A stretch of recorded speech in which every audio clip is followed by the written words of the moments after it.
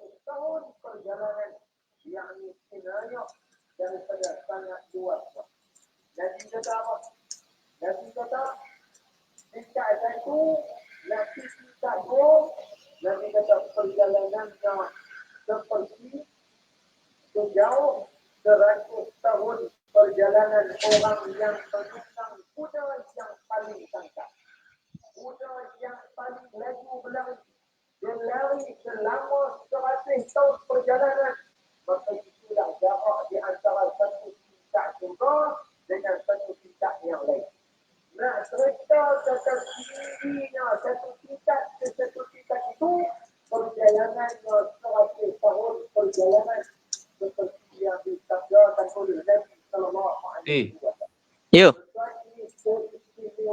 Cakap pasal Palestin Facebook tak block lah. Aku pun tak tahu.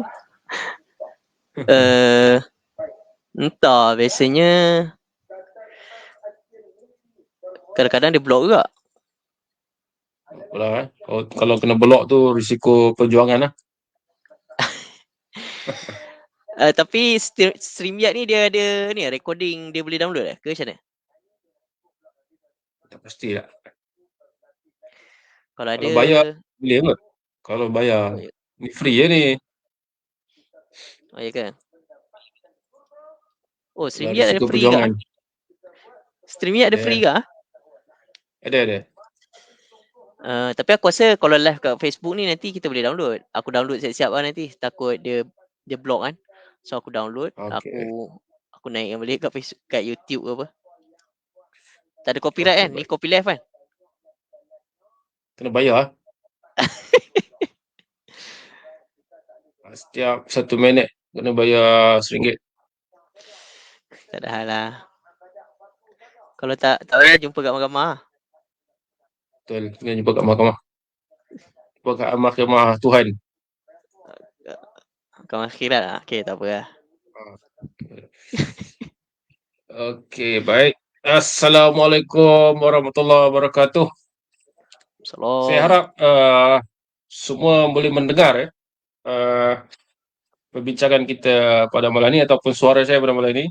Kalau tak jelas boleh bagi tahu kerana pada sesi kubu yang pertama, kubu 1 2024 agak jam ya dan lag, gambar agak lag.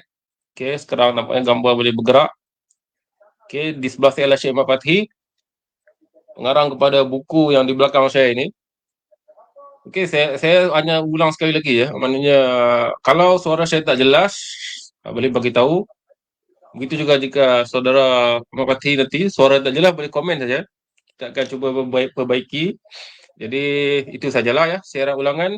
Jadi saya terus untuk pada malam ini. Terima kasih kepada Cikgu Zainal Rodrege dari Kuantan. Assalamualaikum Ben dan Syekh. Terima kasih. Baik. Waalaikumsalam. Saya terus ya. Okey, baik. Pada malam ini kita akan bincangkan tentang tajuk yang telah diracikkan untuk perbincangan malam ini. Buku ini telah pun dibentangkan sebelum ini di kubu juga, iaitu di ketika PBAKL ya. Bukunya terus. Tapi pada malam ini kita lebih spesifik iaitu anarkisme kiri dan Palestina. Jadi pada yang berminat dengan tajuk ini boleh bersama kami sehingga saya rasa sehingga jam 12 malam. 12 malam berarti ya. Dah ikut kau lah. Kita senyum tu boleh lah 12 malam lah. Okey. Okey, dia kata ikut saya, maknanya sampai pukul 1 lah. Baik, sebelum saya serahkan kepada beliau, saya nak baca sikit tentang buku ini. Okey ya. Pada kawan-kawan boleh share dulu sementara saya nak intro dulu. Kita kena bagi intro lah ya untuk perbincangan pada malam ini dan buku ini juga. Tapi malangnya buku ni saya ingat sudah habis ya. Dekat saya ada satu saja, iaitu buku saya lah.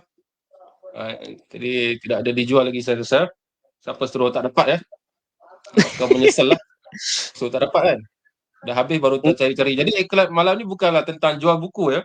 Malam ni adalah perbincangan tentang anarkisme kiri dan Palestina. Saya baca sedikit sebanyak tentang di belakang buku ini berdasarkan apa yang mereka telah tulis. Sejarah pergolakan dan perlawanan di dunia ini tidak dapat lari dari idea-idea pembebasan. Seperti yang diperkatakan Hegel bahawa sejarah dunia adalah sejarah kesedaran akan idea pembebasan. Dalam lautan sejarah ini, pelbagai idea pembebasan telah muncul malah berlawan antara satu sama lain. Ada idea yang dipegang erat sehingga mati sebagai pegangan mutlak yang dipanggil sebagai ideologi. Setiap ideologi yang lahir ingin membebaskan manusia dari sesuatu. Apakah kita ini sebagai manusia baharu di atas muka bumi perlu menggagaskan ideologi baharu? Atau kita gerakkan semula ideologi-ideologi lama untuk dipraktikkan dengan cara yang baharu? Ataukah sebenarnya kita sudah berada di dunia pasca ideologi, di mana kita belajar dari lautan ideologi-ideologi yang ada dan memeluk hanya kebenaran. Kebenaran yang rentas ideologi. Hanya kebenaran di manapun ia berada. Buku ini merupakan himpunan esei yang memfokuskan hal-hal politik, falsafah dan ideologi yang akhirnya cuba untuk menjawab persoalan ini. Saya Pati merupakan graduan State Marine Technical University, St. Petersburg, Rusia. Beliau berfikir tentang pemikiran terpilih sebagai 50 buku terbaik Malaysia 2020 dan 2021 oleh Majlis Buku Kebangsaan Malaysia, MBKM. Beliau juga adalah penulis kepada buku Dua Saya Ilmu. Beliau sering membincangkan isu-isu semasa di Kultura Podcast dan sekarang beliau menyambung pengajian di peringkat sarjana di Universiti Sains Malaysia pada 2022 dalam bidang sejarah.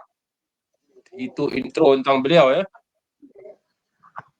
Jadi saya kalau boleh saya nak cakap lama lagi kan. Tapi cakap dulu. Oh, boleh cakap lagi. Okey. Boleh. Dia memberikan saya untuk cakap lagi. Segitulah. Ini terbitan Cukup Press.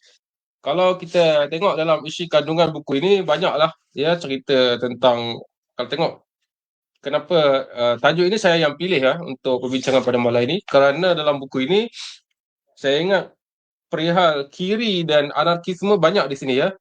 Seperti dalam bab falsafah politik atau dalam tajuk besar falsafah politik, seperti anarkisme menurut Chomsky, anarkisme satu renungan, gagasan dasar pemikiran Bakunin. Kemudian dalam tentang kiri itu seperti apakah yang dimaksudkan dengan sosialisme. Apa lagi di sini? Definisi materialisme dari perspektif Marxis.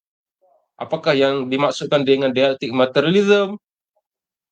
Ini adalah dalam perbincangan kiri ya. Jadi kiri dan anarkisme. Okey, kita tengok lagi. Juga dalam bab tokoh seperti Aung Suu Kyi, dari Zionis kepada aktivis Palestin. Ini tajuk Palestin ya. Okey, seterusnya dalam bab Palestin Israel ada bab dalam muka surat 308 seperti perjuangan Palestin daripada sisi golongan kiri, pembersihan etnik di Syekh Jarrah oleh Israel dan masa depan Palestin, Pilge Kanafani dan peranan kita buat Palestin, perubahan sensitiviti dunia terhadap apartheid Israel. Okey, itu saya ingat berkaitan dengan tajuk yang kita bincangkan pada malam ni. Maknanya malam ni kita tidaklah semua benda dalam buku ni kita bincangkan, tapi fokus kita pada malam ni ialah tentang anarkisme kiri dan Palestina.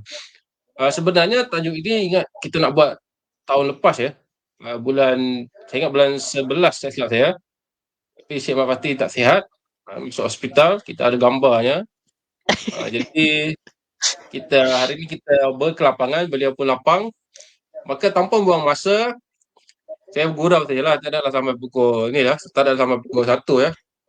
Pukul 9 lebih tu kita habis lah, pukul 9.50 gitu lah. Saya pun kena balik juga. Okay, semua abang jadi kita nak menghargai masa kalian semua yang berada di sini, baik yang menonton dari jauh dan juga saudara Syed Ahmad Pati yang sudi melapangkan masa untuk bersama kita pada malam ini.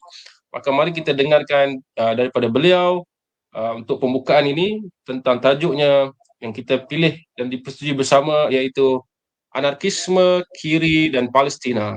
Silakan. Okay, Assalamualaikum warahmatullahi wabarakatuh. Bismillahirrahmanirrahim.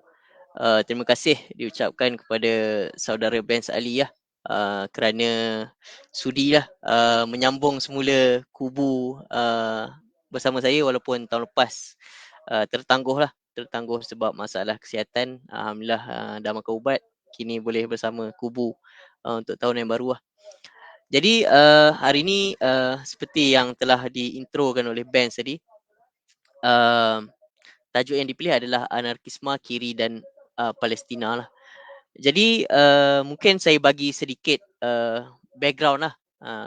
Tak adalah nak sekadar nak mengulang apa yang telah ditulis dalam buku, tapi sekadar nak beri background lah tentang tajuk ni kan. Jadi sebenarnya anarkisme ni merupakan satu konsep yang menarik lah untuk diri saya sendirilah. Dan pada mulanya dulu waktu zaman muda-muda dulu, kita nak mencari satu ideologi untuk kita pegang dan kita bawa dalam hidup ni kan. Jadi kita pun mencari lah, dan salah satu ideologi yang saya jumpa dan saya rasa macam menarik adalah anarkisme lah. Dan dia banyak pada waktu zaman dulu tu saya lah terutamanya dipengaruhi oleh idea-idea Chomsky, Howard Zinn. Dan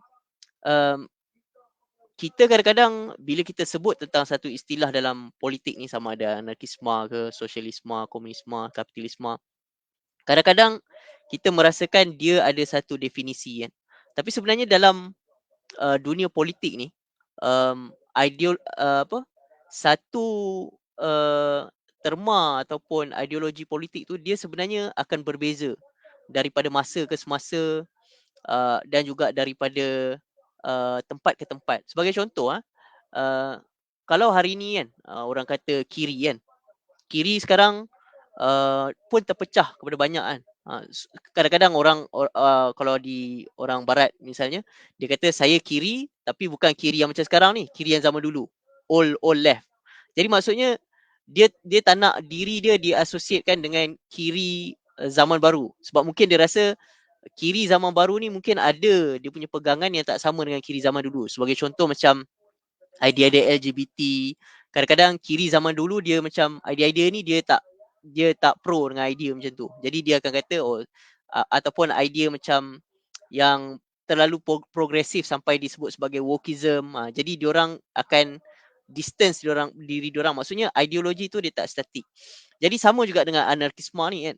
Sebagai contoh, kalau kadang-kadang ramai orang yang menganggap anarkisme ni sama dengan idea yang dipegang oleh Bakunin Bakunin, yang berbeza lah dengan pandangan golongan kiri waktu zaman dia kan. Di mana Bakunin ni dia berbeza pandangan dia dengan Marx kan.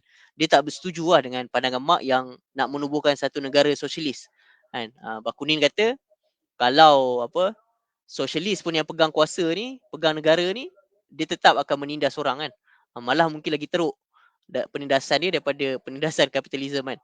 Dan Chomsky kata Bakunin ni ada buat prediction yang tepat lah. Antara ahli sosiologi yang buat prediction yang tepat, memang betul bila sosialis pegang kuasa tu, dia menjadi satu rejim yang represif lah. Sebab tu kadang-kadang golongan-golongan yang pro kiri yang ataupun pro Lenin, dia akan kritik juga Chomsky, sebab dia kata Chomsky ni macam attack golongan kiri kan. Tapi Chomsky ni dia macam dia neutral. Mana yang dia rasa tak betul, dia akan kritik lah. Dan kalau ikut Chomsky, idea anarkisme ni dia bukanlah satu sistem. Sebab kadang-kadang ramai orang yang mengatakan anarkisme ni satu sistem. Sistem ekonomi, sistem politik. Tapi bagi saya, pandangan saya, anarkisme ni bukan satu sistem. Sebagai contoh kalau kita kata anarkisme tu tak nak kepada negara, maksudnya dia tak nak kepada hierarki. Dia tak nak kepada satu bentuk penyatuan yang besar kan. Dia nak masyarakat ni terpisah dalam satu kolektif. Kemudian kalau Bakunin kata dia akan bersatu dalam bentuk federalisme. Cuma kalau dia tak nak, dia anti hierarki, maksudnya dia tak ada sistem kan. Sebab kalau kita nak kepada satu sistem tu, dia mesti ada proses, dia mesti ada satu struktur, ada bentuk. Tapi anarkisme ni dia tak nak benda tu. Jadi bagi saya dia adalah satu yang oksimoron lah. Tak boleh kita katakan anarkisme ni satu sistem. Sebab anarkisme ni dia tak nak hierarki kan. Jadi mungkin dan saya rasa Chomsky dia bersetuju dengan idea ni lah. Kan, dia kata anarkisme ni dia lebih kepada idea kepada kebebasan lah. Maksudnya manusia ni dia memang ada insting. Naturally memang dia nak bebas kan. Dan Chomsky kalau kita tengok syarahan dia ada pernah cuba mendefinisikan anarkisme. Dia kata anarkisme ni dia adalah satu pemikiran di mana kalau kita jumpa dalam masyarakat tu satu sistem yang dia menghalang perkembangan manusia, sistem tu kena dimansuhkan ataupun sistem tu boleh beri justifikasi kenapa dia lakukan tu. Kalau tidak, dia kena dimansuhkan dan dibina semula. Jadi maksudnya anarkisme ni dia menentang apa-apa sistem yang dia menghalang pembangunan manusia. Jadi apa kena mengena anarkisme dengan Palestin ni? Sebab saya merasakan anarkisme ni adalah satu perasaan manusia tu ingin bebas lah. Maksudnya kita tak nak terkongkong dengan satu bentuk-bentuk penguasaan yang kita rasa menindas hak-hak kita lah. Dan kalau kita tengok Palestin ni adalah sebagai satu contoh yang paling real lah.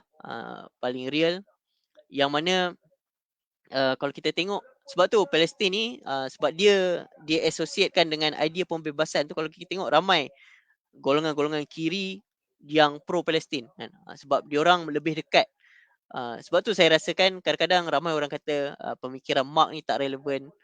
Tapi kenapa orang tetap baca Marx, ramai orang minat Marx? Sebab dia ada satu pemikiran yang anti kepada penguasaan ataupun anti kepada benda-benda yang cuba mencengkam manusia kan. Walaupun sebenarnya ada juga dalam pemikiran Marx ni yang bermasalah. Sebagai contoh macam Edward Said pernah kritik Marx dalam dia punya Essay in Exile. Marx ada tulis bahawa British kena menghancurkan India untuk membina tamadun baru kan. Jadi Edward Said kritik lah pandangan Marx tu. Tapi banyak idea-idea Marx ni dia nampak macam dia nak bebaskan manusia kan. Contohnya idea proletariat menentang bourgeois dan sebagainya kan. Maksudnya dia nak golongan yang selama ni tak mendapat kuasa diberikan kuasa kan. Jadi sebab tu kalau kita tengok banyak gerakan-gerakan kiri ni dia menyokong lah perjuangan Palestin. Cuma ada juga gerakan kiri yang namanya kiri tapi tak menyokong Palestin. Contohnya macam Labour Party dekat UK kan. Dulu waktu zaman Jeremy Corbyn tu dia memang sangat pro Palestin lah. Sampai dalam dia punya manifesto tu ada kalau Labour jadi government dia akan iktiraf Palestin. Macam tu lah lebih kurang dalam manifesto dia. Tapi lepas tu dia kena hijack dengan geng-geng pro Israel ni. Sekarang ni diketuai oleh Keir Starmer. Jadi Keir Starmer ni dia memang pro Israel lah. Dia memang bawa Labour Party tu ke arah pro Israel. Jadi dia dah lose dia punya idea pro pembebasan itu dah memang hilang lah. Dan ramai lah golongan Labour ni yang letak jawatan dan sebagainya. Jadi maksudnya tapi kalau kita tengok dalam banyak tulisan-tulisan akademik barat ataupun aktivis barat yang banyak keluarkan artikel-artikel, buku-buku pro pembebasan ni kebanyakannya daripada golongan kiri lah. Sebab diorang nampak sebagai gerakan pembebasan ni adalah sebahagian daripada ideologi kiri dan ideologi anarkisme lah. Maksudnya ideologi yang ada unsur-unsur pembebasan kan. Kalau ideologi kanan ni dia nampak macam pro status quo lah. Maksudnya apa-apa yang status quo tu dia akan pro kepada benda tu lah. Sebagai contoh satu kekuasaan tu dia dah memang berkuasa, dia akan pro kepada kekuasaan yang ada lah. Cumanya dalam buku ni idea yang saya nak bawa adalah walaupun kita ada kadang-kadang ada ideologi kan, macam ideologi kiri kanan, sebenarnya bagi saya lah tak adalah bermasalah sangat kalau siapa nak ideologi kiri ke ideologi kanan ke. Cuma kadang-kadang bila kadang-kadang kita terlalu ideologikal ni kita macam hilang kita punya sifat objektif lah. Sebab tu saya dululah, kalau dulu zaman muda-muda ni memang ideological sikit. Tapi bila kita makin lama kita baca buku-buku dan sebagainya, kita nampak kadang-kadang tak kisahlah golongan kiri ke golongan kanan ke, bila kita sampai kepada satu yang berbentuk fakta kan, ataupun kebenaran lah, maksudnya benda yang betul kan. Jadi kita tak boleh pilih lah.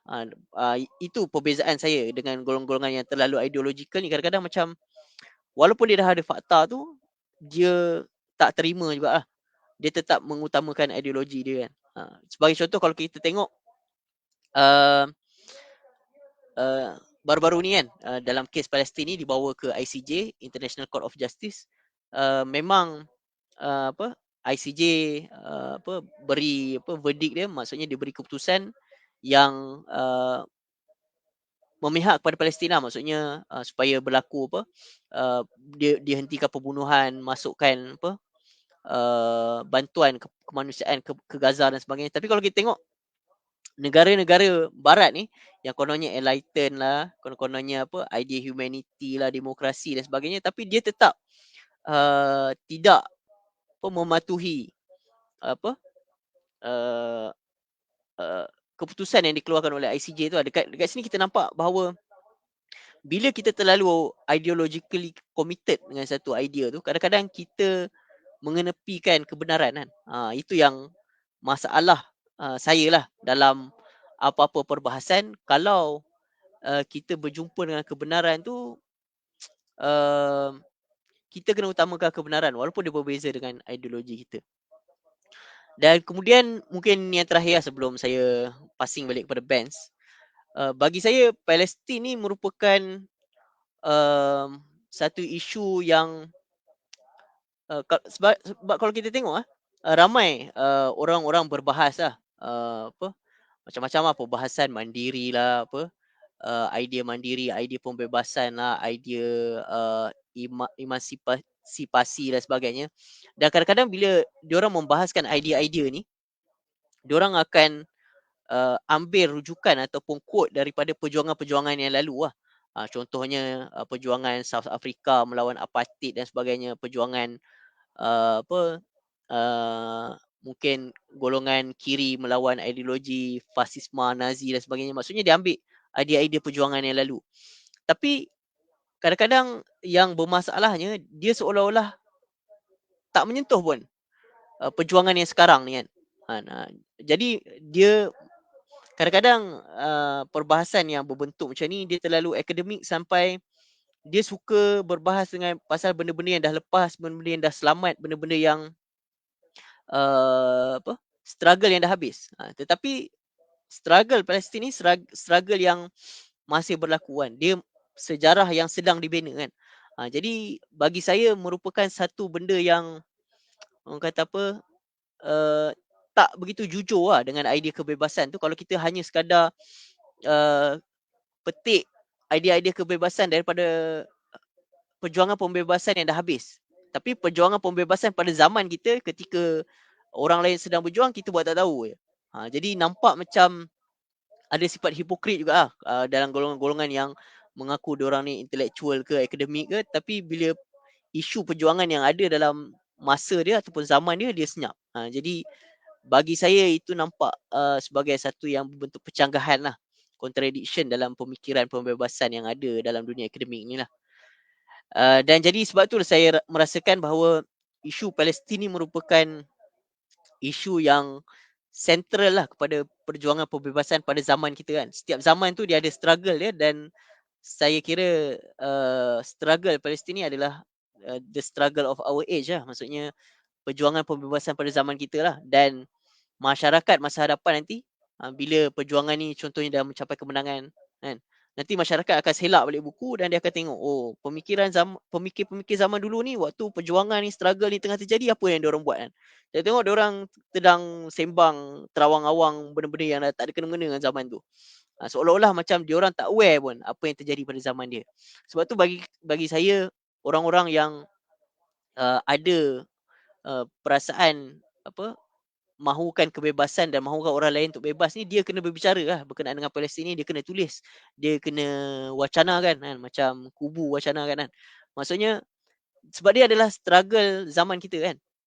Dan nanti bila bila masyarakat zaman hadapan nanti dia bincang balik pasal struggle orang dulu-dulu, dia cari balik, golongan ni kata idea pembebasan lah, mandiri dan sebagainya, tapi isu besar pada zaman dia tak sentuh pun. Jadi bagi saya itu akan jadi masalah lah.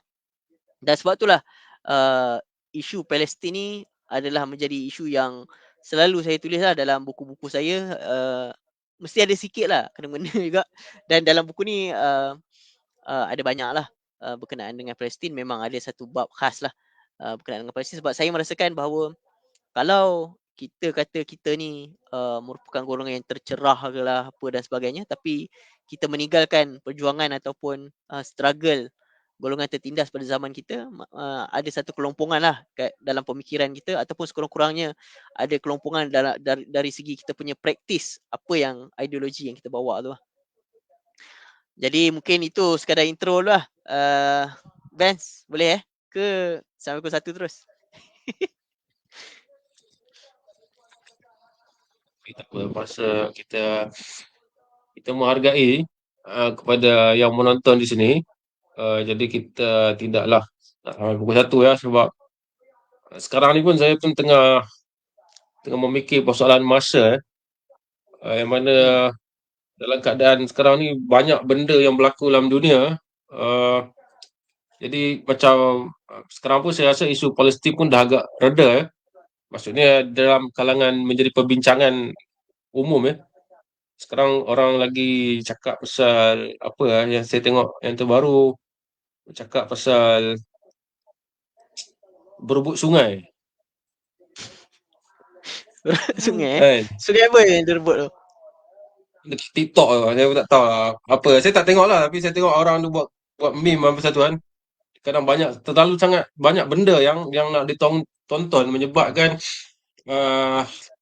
setiap isu tu dia ada kepanjangan masa dia. Maknanya macam isu yang Roshamno cakap tu, dia ada tempoh dia. Sebab sekarang ni zaman sangat canggih, jadi menyebabkan setiap isu tu dia tak mampu nak pergi lama. Maksudnya ya, di Palestin masih lagi berlaku pencerobohan dan masih lagi diperkatakan masyarakat antarabangsa. Tapi saya ingat di Malaysia ni, saya ingat isu ni sudah suam-suam ya. Tak ramai lagi Macam yang kuku. suam-suam kuku. Jadi bila saya nak bercakap ni, maknanya saya menghargai ya. Saya nampak ada 15 view kat sini, ada 24 love ni, saya menghargai ya. Kita tak adalah mampu menjadi macam ZRA ya, tapi kita yang termampu lah kita buat ya. Jadi tajuk kita pada malam ni ialah anarkisme, kiri dan Palestina. Sebenarnya ada 3 tajuk yang terpisah ya, yang boleh juga dimasukkan dalam satu tajuk kerana 3 tajuk ini menjadi tema perbincangan dalam buku Syed Ahmad Fathy. Jadi kita ambil soalan-soalan yang bukanlah santai, yang tidaklah begitu keras dulu, yang agak yang damai yang tak begitu tajam lagi. Kan? Macam okey. Saya tak pasti adakah saudara ada cakap benda ni atau tidak kan. Tadi iaitu anarkisme ini, kalau menurut saudara ni kan, adakah ideologi anarkisme ni satu yang praktikal? Kita akan pergi ke soalan yang lain, tapi kita ambil sikit-sikit lah. Sebenarnya yang ni termasuk juga Palestin nanti. Pada penonton juga boleh letakkan soalan saudara-saudari. Saya akan bacakan nanti. Jadi tajuk kita pada mula ialah anarkisme, kiri dan Palestina. Boleh digomolkan ketiganya sekali, ataupun boleh salah satu jika saudara-saudari nak bertanya kepada Syed Ahmad Fathy, penulis Lalang. Dan yang tadi soalan saya.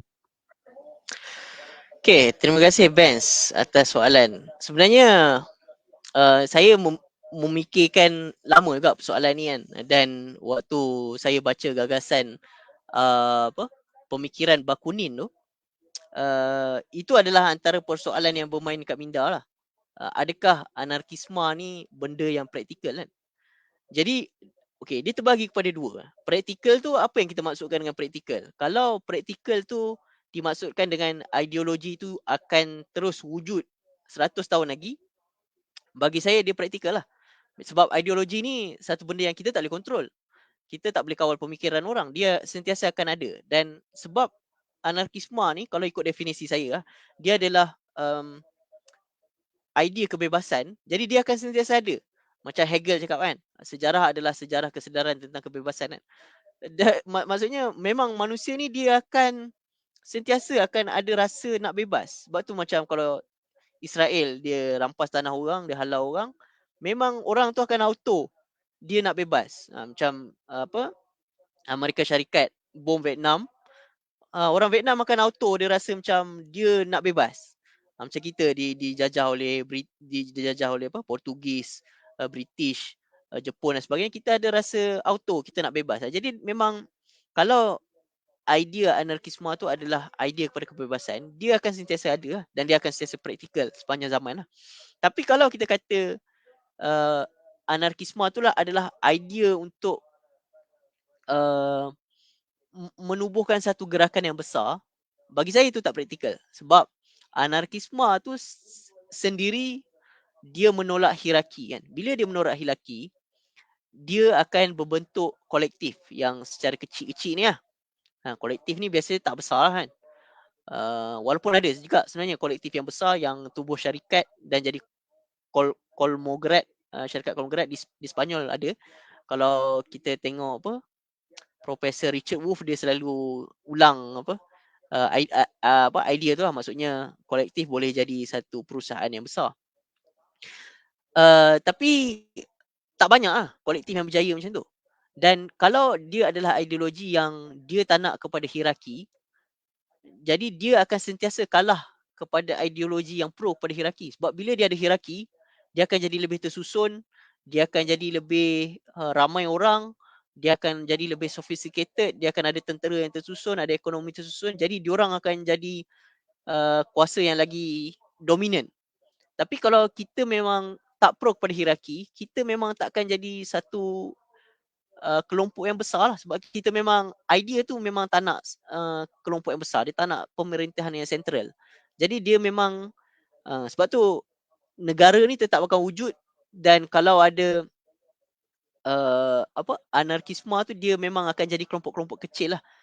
Sebab dia memang secara nature dia memang anti hierarki ataupun anti kepada struktur kan. Jadi memang kalau kita tengok praktikal dari sudut tu, dia tak praktikal. Tapi kalau kita tengok praktikal dari sudut dia adalah idea kepada pembebasan, dia akan menjadi praktikal. Jadi itu jawapan saya kepada soalan yang belum tajam lagi lah kepada Bes. Ke kau tak bersetuju dengan pandangan aku, Bes? Dialektik kan, mengundang kebahasan.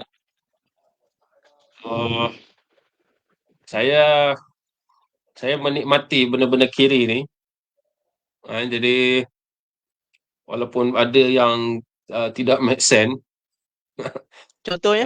Tapi contohnya, ini kiri ya. Okey, jadi tajuk kita pada malam ni ya, sebab saudara Syed Mafti juga mengundang saya untuk terlibat. Sepatutnya saya moderator saja. Moderator patutnya berkecuali ya. Pangkas Sebab dia mengundang juga.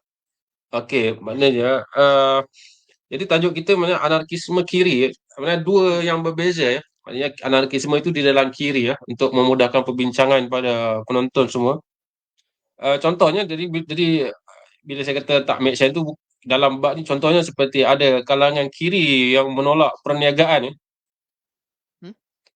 Sedangkan perniagaan ni adalah benda yang sudah berada lama. Dalam bukan berada baru-baru ni saja. Tapi perniagaan ni berada, kalau tengok zaman Nabi pun orang berniaga, ataupun zaman kita tengok zaman Melaka dulu pun perdagangan. Jadi susah sebab cara nak mendapatkan harta ni sama ada kau kerja ataupun kau berniaga. Dua cara lah umumnya lah. Kerja dengan orang ataupun berniaga. Cara ketiga yang orang setuju juga, tapi orang tak mengiktirafnya, ialah merompak lah. Jadi bila kita menolak perdagangan ni ataupun perniagaan ini, dia sudah agak sukar ya. Itu yang menyebabkan saya tengok banyak kumpulan kiri ya, whatever dia, sebagai kumpulan individu yang 2-3 orang ataupun yang ramai pun, bila dia menolak perniagaan dia dah jam.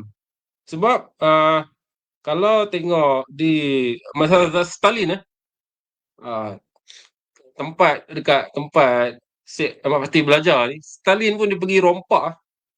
Maknanya okeylah, kau menolak perniagaan, kau menolak, kau tak nak kerja untuk mendapatkan hasil, sumber untuk gerakan kau, macam mana kau nak dapat duit? Kau kena pergi Stalin pergi rompak. Stalin tu pergi rompak. Boleh tengok biografi kau, boleh tengok filem dia pun boleh. Kalau tengok dekat apa nama, ada kumpulan kiri dekat mana, Mexico saya ingat. Dia jual dadah hantar ke Amerika. Dia nak rosakkan orang Amerika tu kan. Sebab Amerika pun kan ada moral kan. Jadi dia rosakkan. Dia jual sebab kat sana banyak pokok popi ke apa. Dia jual. Ni saya tak boleh yang bab kumpulan kiri yang jual dadah ni saya nak kena sahihkan lagi lah. Tapi saya pernah dengar begitulah. Jadi kalau kau tak ada perniagaan ataupun kau tak ada sumber, macam mana kau nak dapat hasil? Kan? Macam mana kau nak menggerakkan gerakan kau? Kan? Jadi itu Marx pun miskin. Dia pun dibantu oleh Engels. Jadi itu saya menyebabkan kalau kita kiri agak skeptik dengan perniagaan, maka dia susah lah. Dia kena bergantung pada duit derma orang dan sebagainya. Tapi duit derma orang pun dari mana kan? Tu Hadri Shah Wadang. Hadri Shah cakap hai. Hai Hadri Shah Hadri. cakap Okay. Hadri, saya tak setuju dengan idea anarkisme aku, Hadri. Hadri Shah Ya, Wadang. aku nak tanya kau sikit, Benz, bila kau sebut Stalin, bila kau sebut Marx Okay. Ni aku ada baca satu buku, aku tak ingat buku apa. Tapi dia kata macam ni. Dia kata, okay, Marx memang ideologi dia komunisme kan. Kau setuju kan ni? Dan Engels. Tak dengar suara kau? Sorry, ya, betul. Sorry, padam je. Okay, Marx dengan Engels ni dia ideologi komunisme. Tapi Engels ni dia memang dia dia yang bantu Marx terbitkan Communist Manifesto tu sebab dia kaya kan. Marx banyak bergantung pada dia untuk duit penerbitan. Tapi Engels ni dia orang kaya. Dia tak silap bapak dia ada factory lah. Ya. Maksudnya kekayaan itu daripada factory tu dan penindasan kepada orang-orang yang bekerja kat factory dia tu. Lepas tu penulis tu dia kata sebenarnya komunisme ni diterbitkan oleh kapitalisme sebab kapitalisme daripada kilang-kilang Engels tu yang bagi duit untuk cetak Communist Manifesto. Kau rasa macam mana pandangan yang tu? Okey, menarik ya soalan ni. Sebab tu aku cakap tadi yang aku kata aku suka dengan idea kiri ni. Aku suka anarkism, Marxism, tapi bukanlah setuju, dia beza. Suka dan setuju. Okey, maknanya kita suka, kita menikmati perbahasan dalamnya. Setuju bab lain. Adakah ia praktikal bab lain. Jadi betul apa yang disebutkan. Dia memang bukan kilang Engel lah, tapi kilang bapak dia lah. Dan Engel ni pun banyak membantu Marx, sebab nama Marx ni dah apa? Dah macam syaitan lah, nama dia dah busuk kan. Ataupun nama dia dianggap agresif. Jadi banyak tulisannya bukan Communist Manifesto sajalah. Banyak tulisannya menggunakan nama Engels. Okey. Jadi aku boleh setuju benda tu. Okey. Dekat situ kita lihat bahawa untuk nak menolak perniagaan ni, perdagangan, aku tak adalah nak kata kapitalis yang bantu Marx. Mungkin kita boleh berbeza lah. Kalau ada orang nak mengatakan kapitalis yang bantu Marx, kan? Okey, tapi aku lebih nampak kalau nak lebih spesifik, dia anak kapitalis. Dia anak orang kaya lah. Dia anak orang kaya yang membantu Marx tadi. Kan? Betul, memang ada. Dan banyaknya begitulah. Di banyak tempat pun begitu. Perjuangan ni dia bukan orang miskin saja tau. Itu realiti dia lah. Perjuangan ni bukan cerita orang miskin sahaja. Ni realiti lah. Kepada orang yang tak boleh nak mendengar, ini realiti dia. Perjuangan ni dia tidak digerakkan oleh orang miskin sahaja. Mati keras kalau orang miskin sahaja. Dia melibatkan banyak benda. Ini antara satu perniagaan tadi lah. Lepas tu kita kata pasal tentang kelas borjuis yang terlibat juga. Ah, dia bukan kelas proletariat sahaja yang orang duk julang-julang kan. Kalau baca buku ini saya tengah baca sekarang lah, buku Islam Antara Jalan Tengah. Tajuk bahasa Inggeris dia apa tak silap saya. Saya baca terjemah lah daripada Presiden Bosnia. Buku tu bagi saya sangat sangat padu lah. And persis macam apa yang saya pun fikirkan, tetapi sebab dia Presiden Bosnia dan dia lebih orang lama, mestilah pandangan dia lebih patut dibaca lah. Kan? Jadi kelas ni borjuis kelas orang kaya juga. Kalau tengok Marx pun dia bukan keluarga dia proletariat. Ayah dia nak dia jadi peguam. Engels. Siapa lagi ambil lah mana tokoh, kebanyakan tokoh kiri ni, hampir kebanyakan semua daripada kelas atas. Kelas middle class. Ya. Kelas pertengahan sekurang-kurangnya. Tak ada daripada kaum buruh betul-betul. Mungkin ada tapi sangat sedikit. Mungkin seperti Semaun yang dia anak buruh ke apa, tapi dia kerja di Serikat Buruh Kereta Api ketika umur 13 tahun. Apa lagi yang macam tu sangat sedikit. Tapi kebanyakan tokoh kiri ni semuanya adalah kelas yang dapat pendidikan. Lenin pun. Okey, itu ada komen Komen ni menambah pada komen saya. Saya letakkan. Seperti Dr. kata, Ghaffar, keluarga Fidel Castro di Cuba daripada middle class. Che Guevara pun sama. Semua. Sebab apa begini dia bukanlah landasan yang tak logik. Aku cakap lama ni tak apa. Kau nak bayar kau boleh? Aku nak tambah sikit sebelum kau sambung lagi sejam. Okey. Bila kau kata banyak golongan kiri daripada middle class ni, aku teringat ada orang pernah tanya Chomsky. Dia tanya Chomsky, siapa dia kata apa? Tokoh anarkisme yang dia rasa paling orang kata apa? Paling hebat lah. Tu Chomsky balas balik. Dia kata tokoh anarkisme paling hebat ni dia kata adalah petani-petani kat Sepanyol zaman dulu, zaman dia melawan kententeraan yang nama dia orang tak diketahui. Jadi maksudnya dia kata tokoh-tokoh anarkisme ni tak diketahui sesiapa. Dia adalah golongan-golongan bawahan yang tertindas, yang tak dapat pendidikan, yang duit pun tak ada, makan pun tak cukup, tapi dia orang melawan. Itulah tokoh-tokoh anarkisme dia orang expect dia nak jawab Bakunin ke, Emma Goldman ke, Kropotkin ke apa lah. Tapi dia kata bukan. Yang tokoh anarkisme hebat adalah golongan-golongan bawahan yang berjuang tapi nama dia kita tak tahu. Dia petani yang kena tembak dan sebagainya tapi nama dia kita tak tahu. Atau aku nak menambah sikit lah. Sekadar menjawab sikit hujah kau. Mengafikan sikit kau lah. Menolak sikit hujah kau. Betul lah. Itu lah. Bila Chomsky cakap begitu, dalam arti kata lain, dia pun mengakui bahawa golongan yang mendapat pencerahan ideologi ni semuanya orang yang terdidik, yang pergi sekolah. Dia bukan influencer yang suruh orang tak pergi sekolah.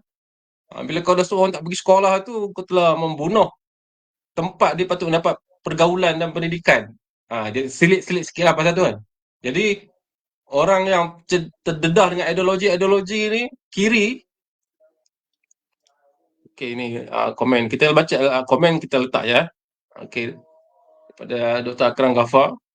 Okey, buku ni saya belum baca, nanti saya tengok.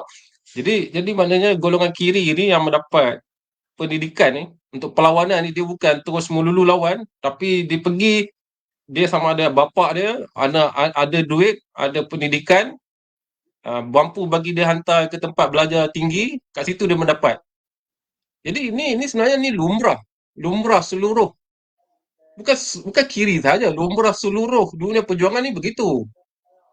Kalau tengok proletariat, kita boleh tengok kamu pergi kerja kilang, lepas tu kamu kerja ini kita ambil proletariat kasar. Kita tak ambil proletariat yang kerja 7E tu bab lain pula tu.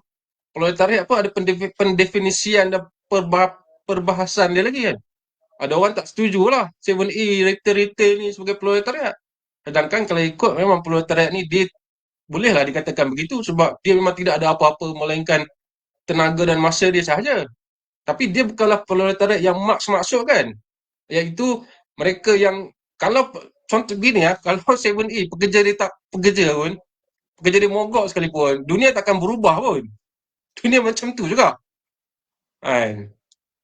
Ataupun buat apa orang yang kerja kilang ais, mereka mereka apa? Mereka mogok tak bagi kerja kilang ais pun dunia takkan berubah. Saya tak fikir itu yang Marx maksudkan pun. Sebab kilang ais dia tak buka, dia orang boleh buka kat tempat lain dan dia tak mengganggu pun. Jadi yang dimaksudkan pada awalnya ialah tentang kilang itu sendiri. Buruh-buruh di kilang itu. Itulah proletariat yang dimaksudkan sebenar-benarnya. Tak ada petani semua tak ada. Bukan seperti Marxism, Leninism, bukan Maoism. Ini Marxism yang Marx yang maksudkan ni proletariat itu. Saya nak memendekkan ni sebelum saya nak bagi kepada Syed Ahmad Pati, dia bagi kepada saya pula, dia suruh saya cakap pula. Kan? Dalam arti kata lain bahawa ini yang kita lihat bahawa ada ketidak orang panggil apa? Inconsistency tidak konsistensi hujah. Kita setuju pada proletariat, suka atau setuju dengan perjuangan kiri satu bab. Inkonsistensi satu bab yang lain. Jadi bila kita amati, betul, ada hujah-hujahnya yang tak konsisten. Jadi buruh duduk di kilang, pekerja kilang, dia takkan boleh buat apa-apa. Dia kena kerja pagi, kerja, dia takkan fikir benda lain. Paling kuat mungkin dia akan fikir sebagai trade union. Itu sahaja. Dia takkan fikir tentang Anwar Ibrahim ke, dia tak akan fikir. Mungkin dia akan fikir, tapi dia nak fikir nak menumbangkan Anwar Ibrahim dan buat kerajaan dia, takkan. Jadi sebab dia sendiri pun dah kena kerja. Dia takkan fikir benda-benda lain.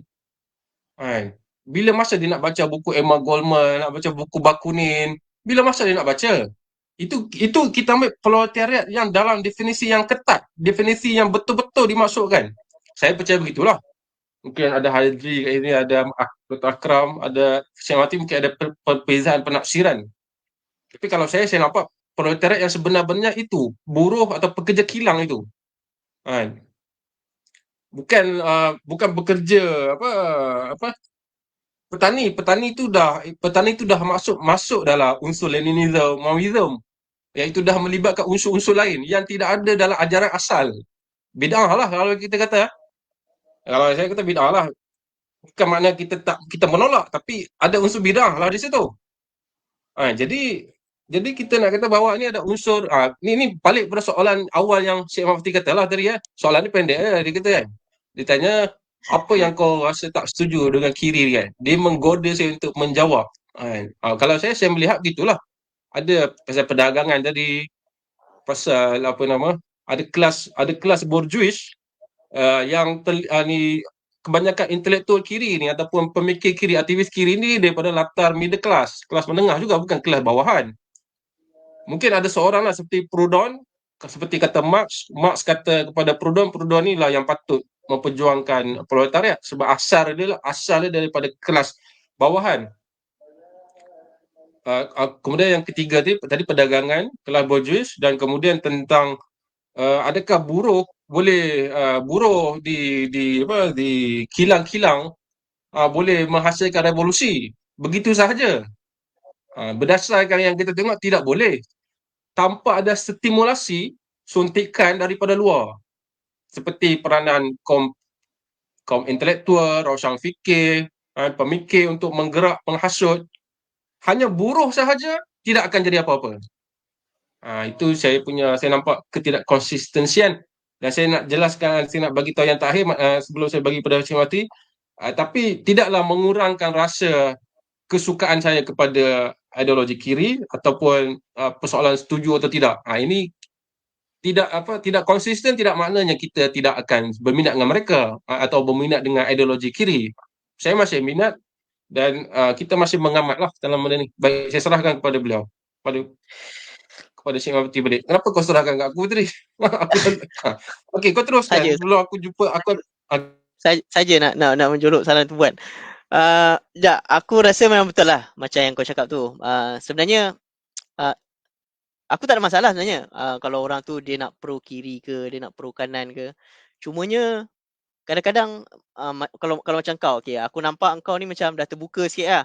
Maksudnya kalau ada contradiction, kau prepare to uh, acknowledge lah bahawa memang dalam pemikiran orang ni dia ada contradiction dan maksudnya kau tolak contradiction tu. Tapi ada setengah ideolog ni, dia macam dia tetap akan pertahankan kan, walaupun benda tu contradiction sebab dia rasa orang tu mewakili ideologi dia. Dan komen daripada Dr. Akram tu, Eric Hobsbawm kan. Hobsbawm ni bagi aku dia satu tokoh yang menarik lah.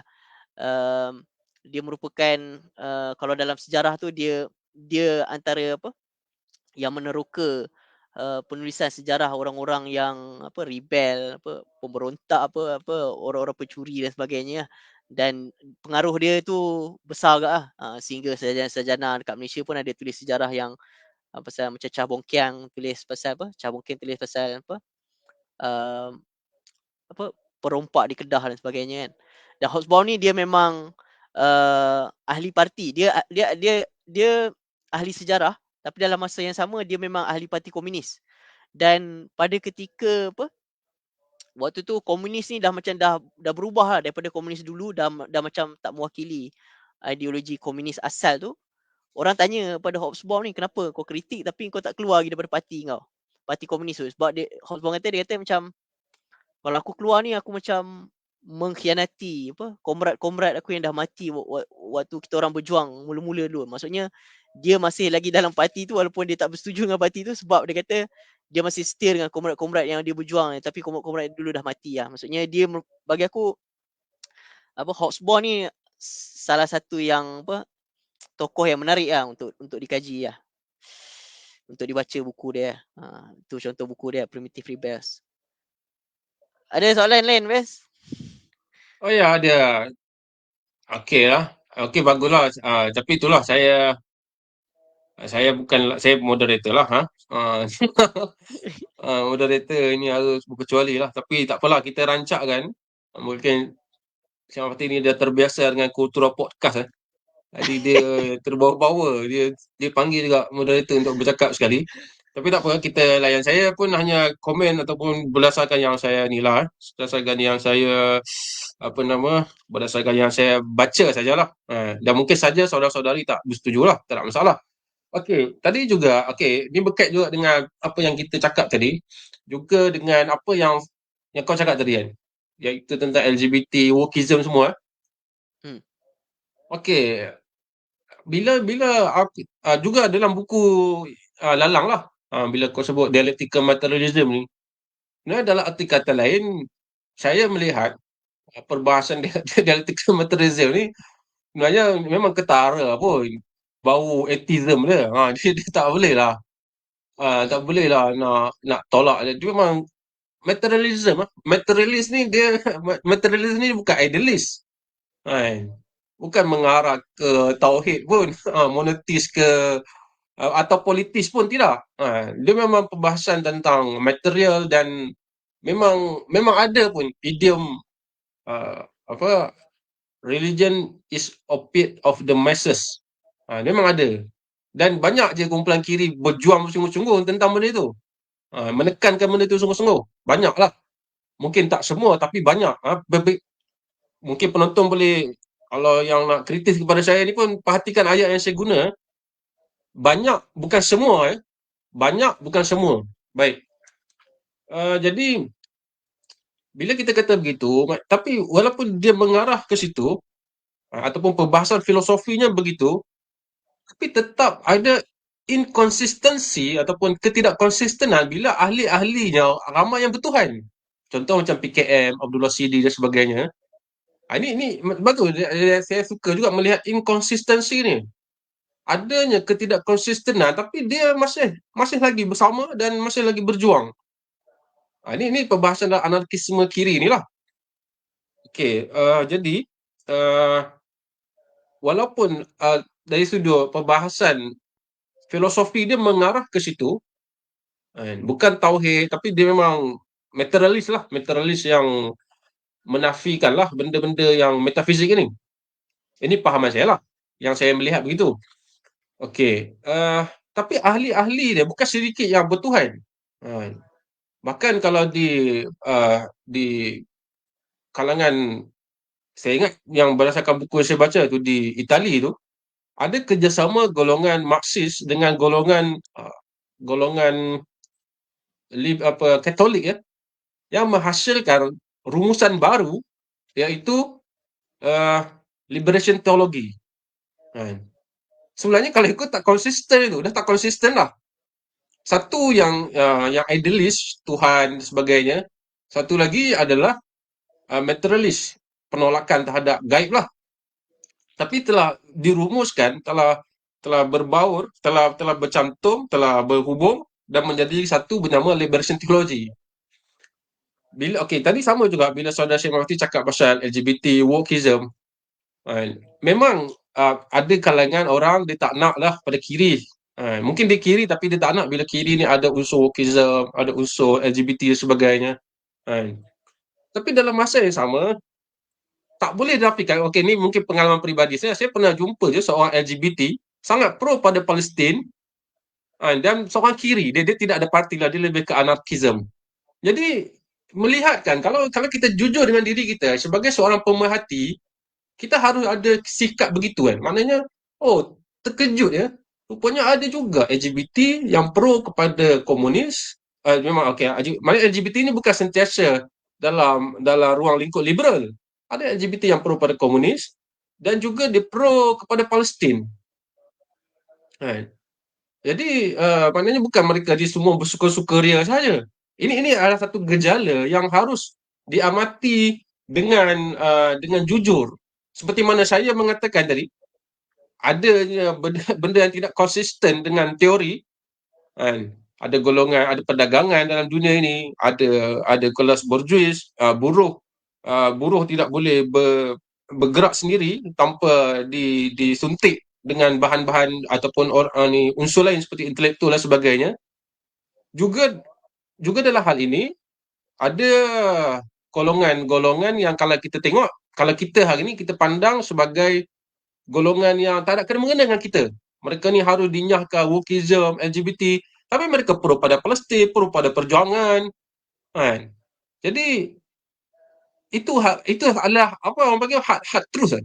Satu kebenaran yang pedih juga nak diakui. Okey, itu LGBT satu bab lah. Sama juga dengan komunis. Saya rasa tak ramai yang tahu tentang komunis yang membantu yang memperjuangkan orang Palestin seperti PFLP George Habash. Okey, saya banyak dalam tulisan saya di Malaysia Kini ada tahun lepas tu, pasal saya tak ingat dah tajuk dia. Tulisan itu banyak diambil rujukan daripada buku Syed Ahmad Fathi ya. Jadi baguslah benda ni bila ditulis dan diberitahu kepada umum bahawa perjuangan untuk pembebasan Palestin bukan Hamas sahaja, tapi ada kelompok-kelompok yang kita sendiri nyahkan mereka. Kita anggap mereka ni tak wujud. Mereka tak terlibat. Mereka hanya muncul sebagai antagonis kepada kita.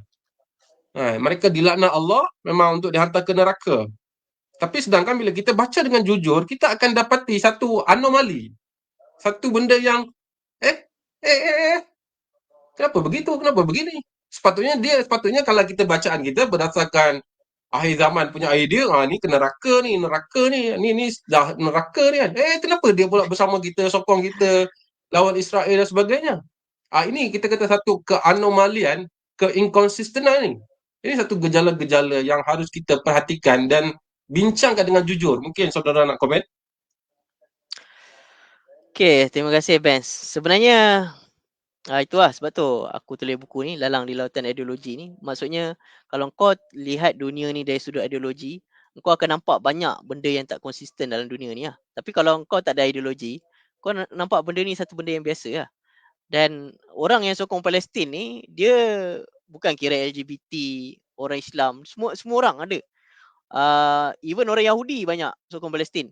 Buat tak percaya boleh cari Jewish Voice for Peace, boleh cari If Not Now. Jewish Voice for Peace ni mungkin Yahudi yang lebih kepada terbuka ataupun liberal sikit lah. If Not Now ni adalah golongan Yahudi di Amerika Syarikat yang muda dan progresif. Kalau nak cari yang ortodoks boleh cari Nature Karta. Itu Yahudi pro Palestin yang ortodoks.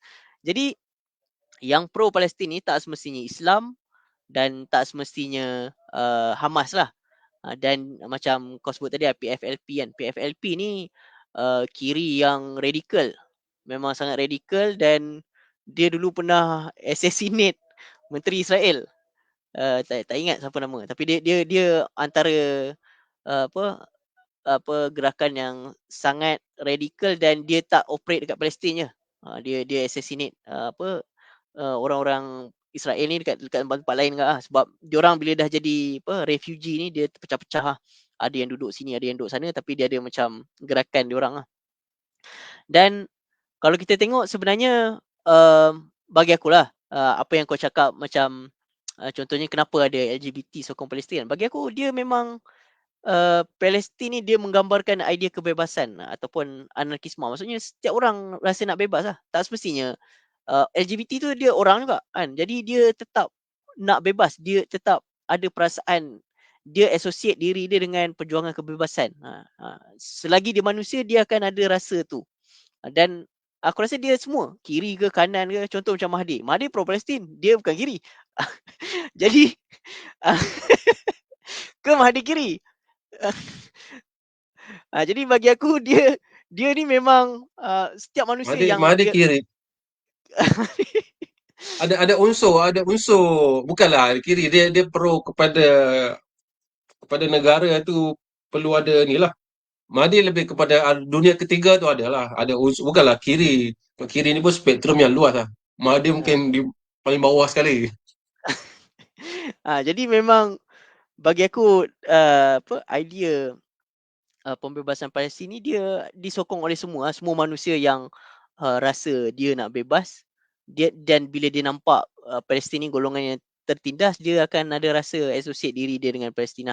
Dan aku merasakan bahawa macam kau cakap tadi kan, kadang-kadang kita nampak macam itulah kadang-kadang aku rasa bermasalah juga kalau macam kita nampak macam perjuangan Palestin ni eksklusif untuk orang agama Islam kan. Sebab kalau kita tengok dan bila kau tanya kadang-kadang orang yang idea dia macam tu, maksudnya dia anggap perjuangan Palestin ni eksklusif untuk orang Islam, dia akan bermasalah bila dia tengok siapa yang tolong orang Palestin zaman sekarang. Macam kita tengok Hezbollah, Ansarullah. Golongan ni dia kalau dari sudut teologi lah, dia idea dia lebih kepada pro Syiah ataupun ada ideologi Syiah. Tapi diorang ni yang terkedepan menyokong perjuangan Palestin.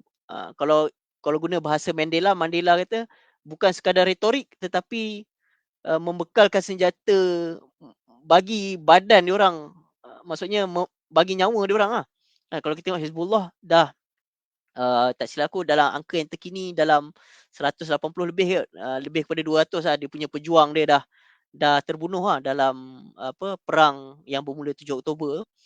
Dan Ansarullah pun sama, ada dia punya pejuang dia terkorban lah. Tapi kalau kita tengok negara-negara yang Sunni kan, Arab Saudi buat apa kan, dan sebagainya. Jadi kalau dia rasa macam eksklusif orang Islamnya, benda tu kalau kita tengok dalam dunia sebenar tak berlaku lah. Kebanyakan negara-negara yang menyokong ni dia bukan ideologi ataupun Islam yang sunnah lah. Kebanyakan yang dari sudut ni dari sudut negara kan. Kalau kita kata dari segi sudut perasaan menyokong tu, aku rasa semua orang Islam dia rasalah benda tu kan. Kemudian aku nak sentuh sikit berkenaan dengan kau kata materialisme tu contradict dengan golongan pejuang-pejuang kiri kan. Bagi aku dia masalah dia macam ni lah. Ramai yang menganggap bahawa golongan-golongan pejuang kiri, terutamanya kiri Melayu zaman dulu ni adalah komunis. Bila dia sebut komunis tu, ideologi dia sama macam Marxis ataupun atheist dan sebagainya. Sebenarnya tak. Sebenarnya golongan-golongan nasionalis kiri zaman dulu, dia orang bukan kiri pun. Tapi British yang bagi gelaran tu. Gerakan kiri, gerakan komunis ni. Memang ada sebahagiannya yang memang terlibat dalam komunis. Tapi ideologi komunis dia bukan macam ideologi Marx ataupun dari segi ideologi etis. Sebab tu kalau tengok bila geng-geng perjuangan kiri nasionalis Melayu ni, bila dia dah tua-tua, dah apa, tulis memoir dan sebagainya, kau akan tengok dia orang pakai kopiah pergi naik haji dan sebagainya. Jadi diorang memang, beragama lah. Aku tak nampak, uh, even kalau seorang tu ada pandangan materialis, aku tak nampak dia adalah satu kontradiksi dengan agama. Sebab aku sekarang tengah baca satu buku yang ditulis oleh Rupert Sheldrake. Rupert Sheldrake ni dia seorang saintis lah, ahli biologi.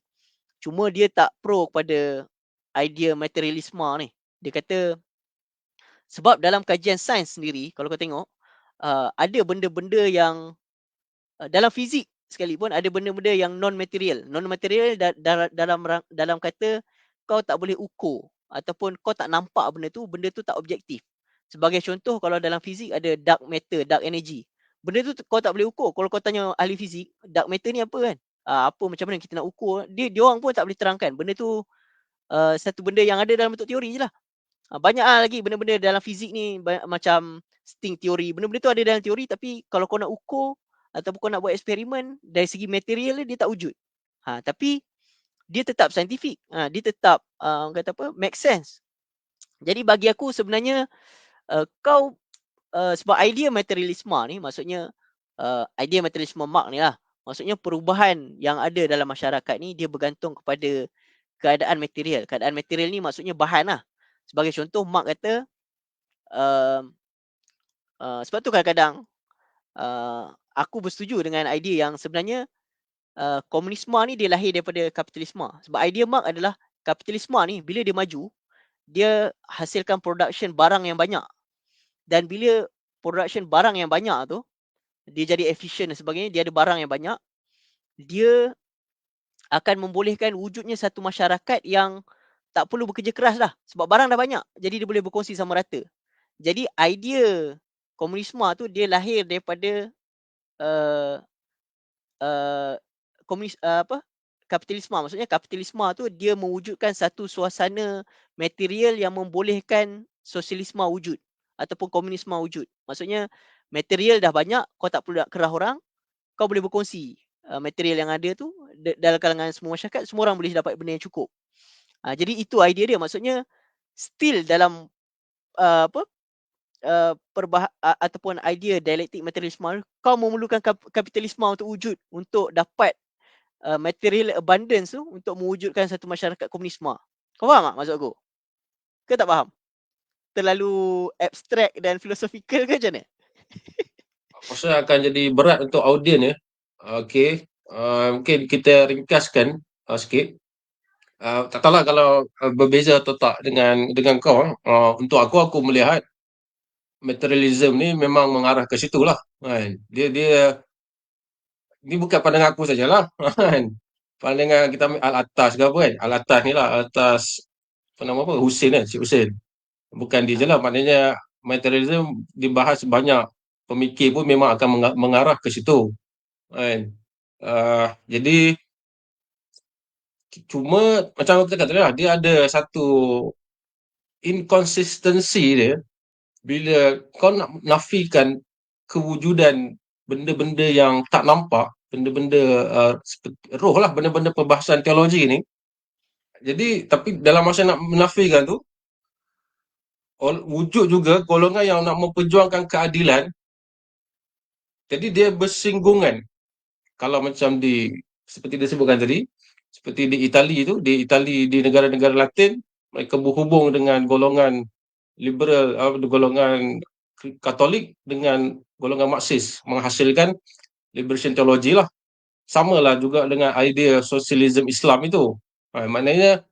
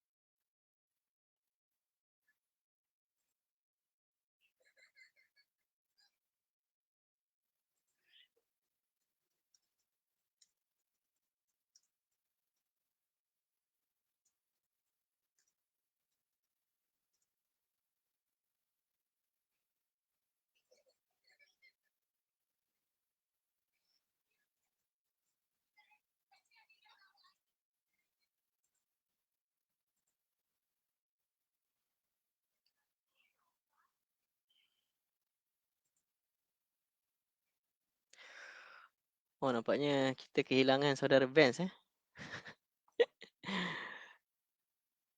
Jadi kita tunggu sekejap untuk Vance masuk balik.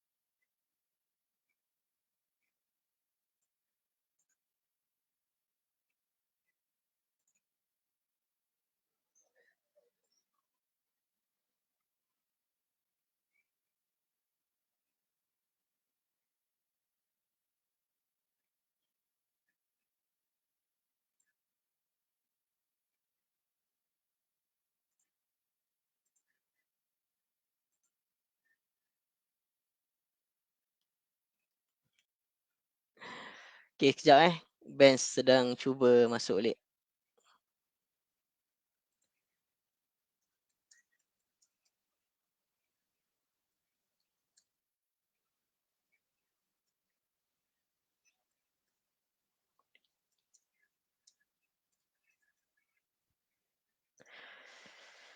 Okay, sementara tunggu Vance masuk, jadi saya teruskanlah sedikit.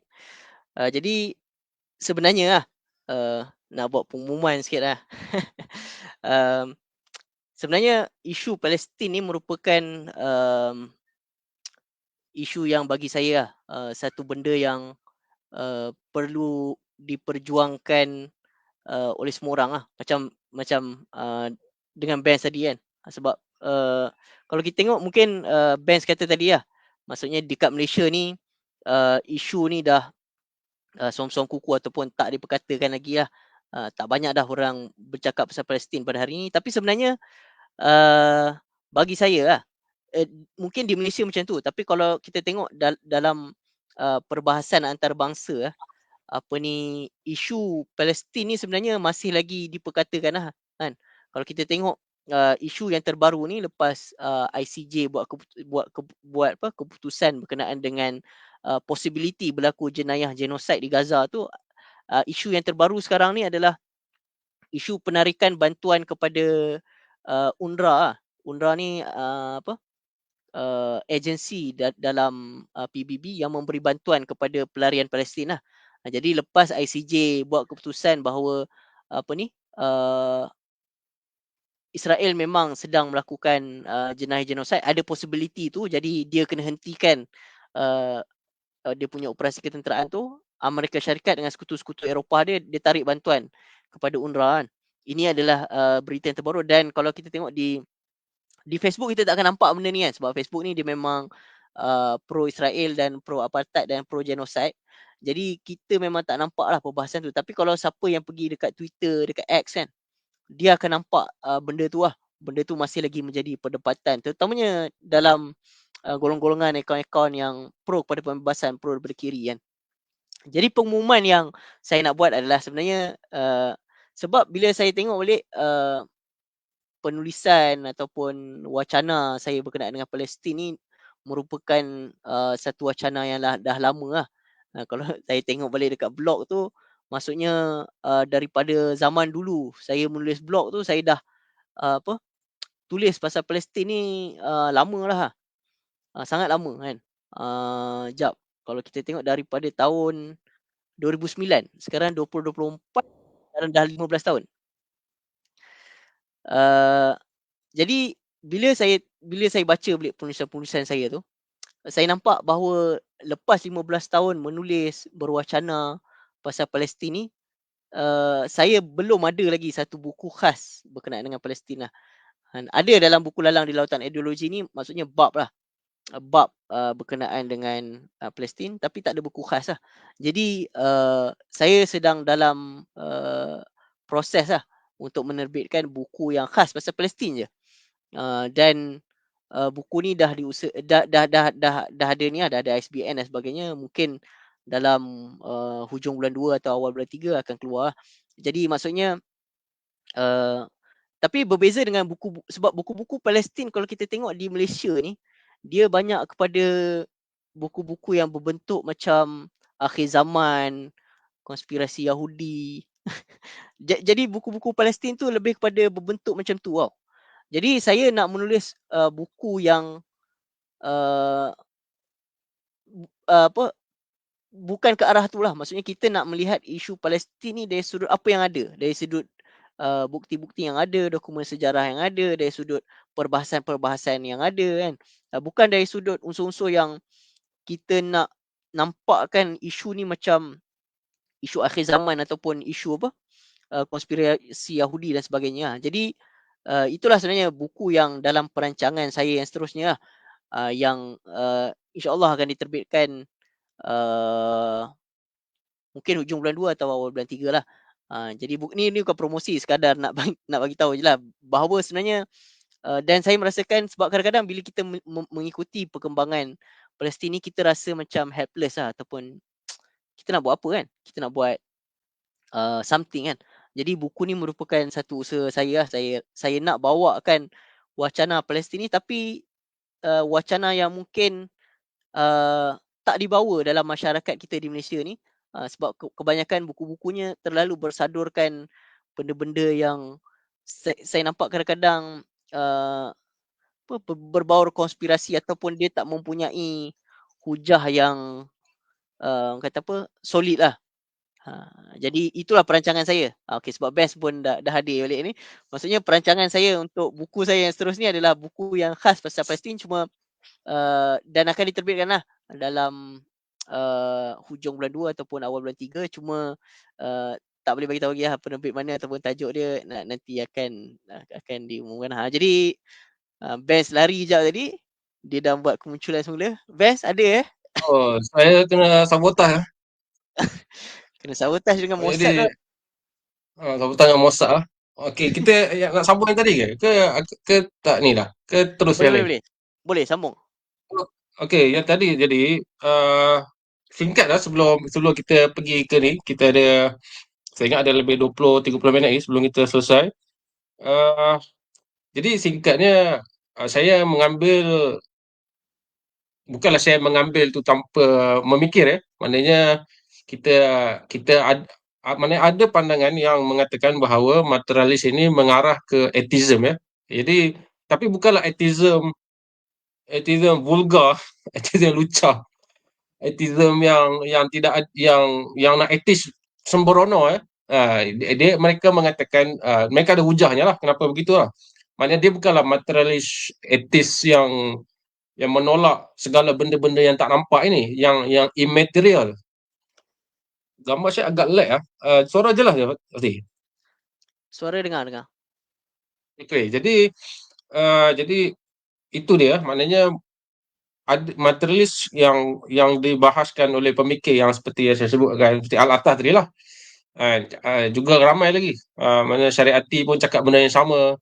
Syariati pun pernah kritik golongan Tudeh di Iran, parti Tudeh, parti komunis pasti komunis di Iran, bila mereka ni banyak terjemah karya-karya materialis sahaja. Tapi karya-karya lain tentang Marx daripada Marx tak diterjemahkan. Saya rasa yang dia maksud, yang saya rasa lah, yang dia maksudkan seperti Das Kapital tak diterjemahkan ke Iran. Tapi yang diterjemahkan karya-karya lain. Karya-karya yang bersifat materialis yang lain. Maknanya kat sini, Fatih dalam masa kita sama, ini satu sikap saya lah. Terpulang pada sama ada saudara nak setuju atau penonton nak setuju atau tidak. Tapi maksud saya begini ketika kita mengamati hal-hal ini, apa nama, kita dalam masa yang sama kita tidaklah menghumbankan terus teori atau filosofi mereka keluar daripada perbincangan. Contohnya bila kita kata bila tadi saudara sebutkan tentang Iran, tentang Hizbullah semua, saya percaya sebagai seorang yang kritis, sikap kita haruslah okey, walaupun dia menolong Palestin tapi dia juga Syiah. Maknanya begitu. Maknanya dia walaupun dia bersama Palestin, okey dia LGBT. Maknanya kita mengakui adanya benda yang mungkin kita tak sepaham dengan dia, tapi dalam kaus yang satu ini mungkin kita boleh sepakat, tapi dalam menilai sama ada kita lawan atau diam atau ada perbezaan, kita tak boleh nak menafikan juga. Maknanya dalam masa yang sama kita mengatakan kita bersama dengan golongan materialis dan sebagainya untuk apa saja tujuan, tapi okey, kau materialis, kau ada filosofi berbeza. Saya rasa sikap yang sama yang Dr. Burhanuddin Hilmi dia buat ketika dia berbahas dengan Mukhtaruddin Lasso dalam buku nipis Ahmad Bustamam itu, maknanya mereka sama-sama satu kapal dalam PKMM. Tapi ada filosofi berbeza yang diwakili oleh Burhanuddin Hilmi dan Mukhtaruddin Lasso. Sama juga dalam contoh yang lain contoh mungkin Hamas ada ideologi berbeza. PFLP ada ideologi atau filosofi yang berbeza. Jadi tapi kos dia sama. Mungkin selepas habis itu kita boleh gaduh, berbahas, berpukul, bertinju teorinya, bertinju filosofinya. Tapi terhadap musuh kita sepakat lawan. Jadi itu maksud saya. Maknanya memang adanya kalau saya melihat saya ada rujukan lah dalam hal ini. Maknanya ada pemikir yang mengatakan bahawa materialisme memang mengacu ke situlah. Tapi ada jugalah yang cuba menawarkan jalan tengah ataupun cuba menafsir balik seperti macam Al-Fayyad lah di Indonesia. Dia mengkaji tentang materialism ini, dia katakan boleh dan sebagainya.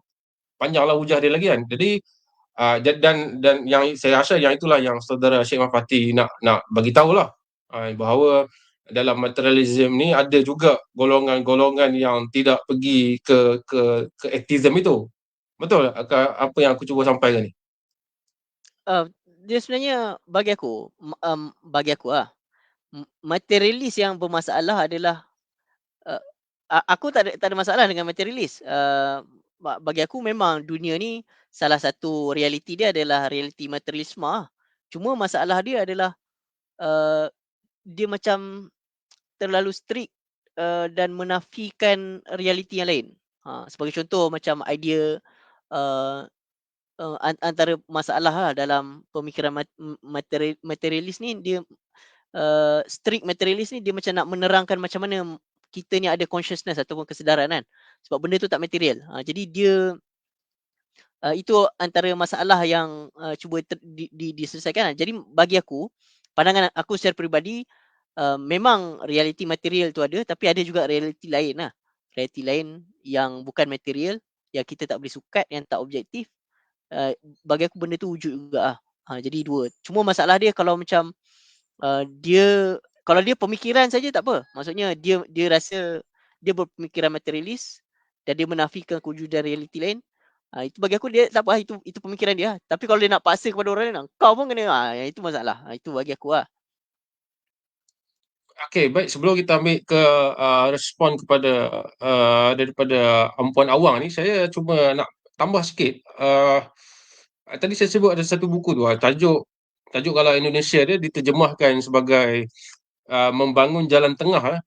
Bahasa Inggeris dia nama lain lah, Islam di antara Timur dan Barat begitu.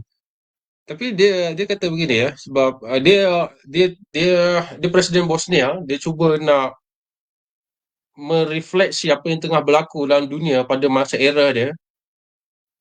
Baginya Islam itu bagi dia adalah jalan tengah. Okey.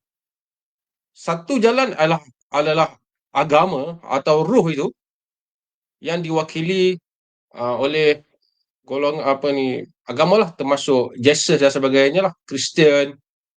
Satu lagi materialis yang diwakili utamanya oleh Marx lah. Satu menafikan keperluan tentang materi. Materi yang kita pentingnya adalah kingdom of God, Tuhan itu. Kita nak menuju ke sana. Yang dunia ni semua ni lara lah, kalau bahasa Islam lara lah. Benda yang tak ada benda lah dunia ni. Tak perlu buat apa-apa. Kita fikir kerajaan Tuhan. Kita nak mati nanti kan. Benda ni sampai sekarang. Inilah idealis, roh, idealis, metafizik, benda-benda yang ni.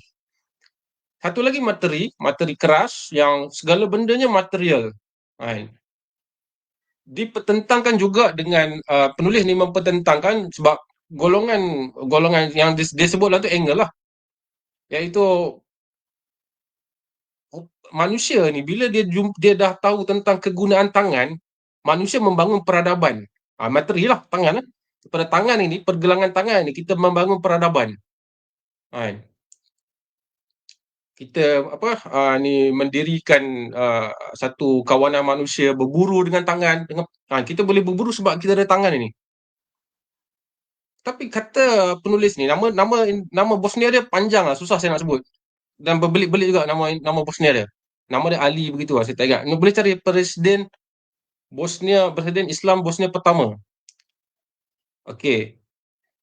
Tapi dikatakan bahawa itu cara pandangan materialis Darwinis lah, yang memandang tangan sebagai produk evolusi yang paling tinggi.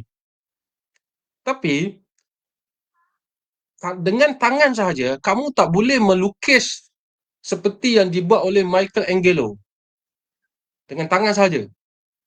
Dengan tangan saja kamu tidak boleh membuat lukisan begitu. Sebab itu melibatkan seni. Seni bukan datang dengan tangan. Dengan tangan ni seni tak datang begitu. Seni datang dengan jiwa, dengan spirit, dengan roh.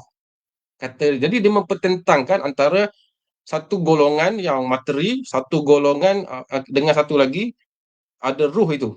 Tapi seni tak boleh datang dengan produk dengan tangan sahaja. Dia mesti datang dengan jiwa. Itu daripada itulah. Dan satu lagi untuk dalam hal ni, sebelum kita pergi ke komen Puan Awang, Roger Garaudi, seorang pemikir, dia asalnya adalah dia Kristian. Dia masuk Islam lah. Dia Kristian, juga komunis ya. Dia komunis, tapi sampai orang parti komunis tu cakap kepada dia, kau ni kesetiaan kau pada siapa ni kan? Pada parti ke kepada agama kau? Tapi jika satu hari nanti kesetiaan kau pada agama melebihi parti, jaga-jaga kau. Begitulah ayat dia dalam satu bukunya lah. Ada orang kata kepada dia begitu. Kemudian selepas dia dah bergelumang lama ni, seorang ahli falsafah yang hebat, Roger Garaudi, seorang Perancis. Buku dia adalah dalam bahasa Melayu terbitan ITBM pun ada. Tapi buku lain lah. Buku yang saya baca. Garaudi ni dia ada 2 PhD. Okey, dia ya, terima kasih kepada dalam buku dalam ada sebutkan juga Okey, dan dia kata, kemudian dia masuk Islam lah, masuk Islam. Dan dia kata bahawa kenapa dia masuk, orang tanya ke atau dia sebut nama masuk Islam? Kerana dalam Islam ada perpaduan antara Yesus dan Marx. Yesus yang ruhi, Marx yang materi.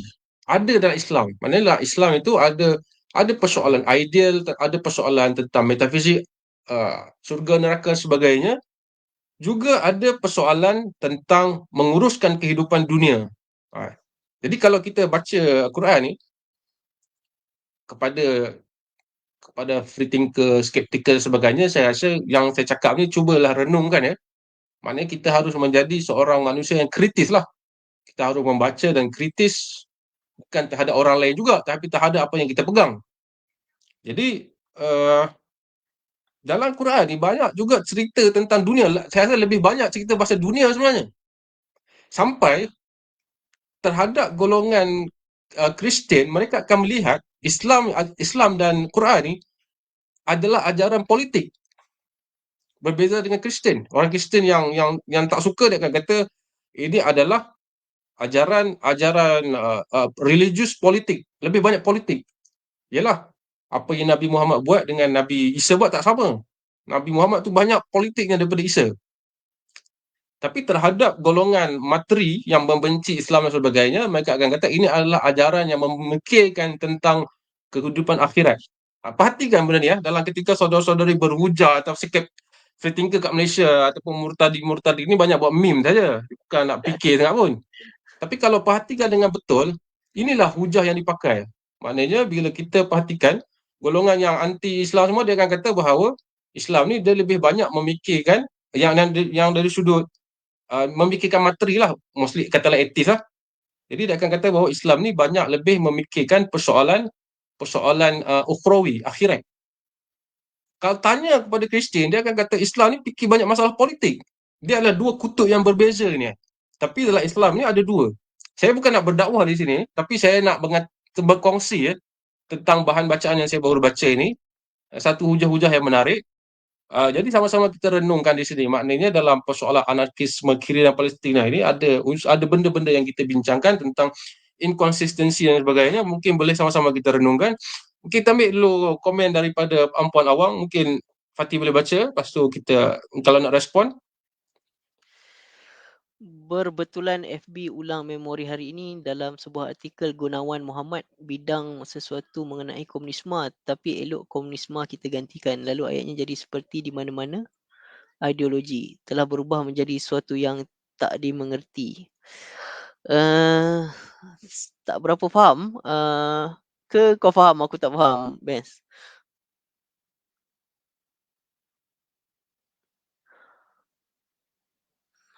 Transport kekenuan. Saya tak baca artikel ni, jadi saya mungkin tak dapat tangkap Berbetulan konteks. Berbetulan Facebook ulang memori hari ini dalam sebuah artikel Gunawan Muhammad bilang sesuatu mengenai komunisme, tapi elok komunisme itu kita gantikan. Lalu ayatnya seperti di mana-mana ideologi telah berubah menjadi sesuatu yang tak dimengerti.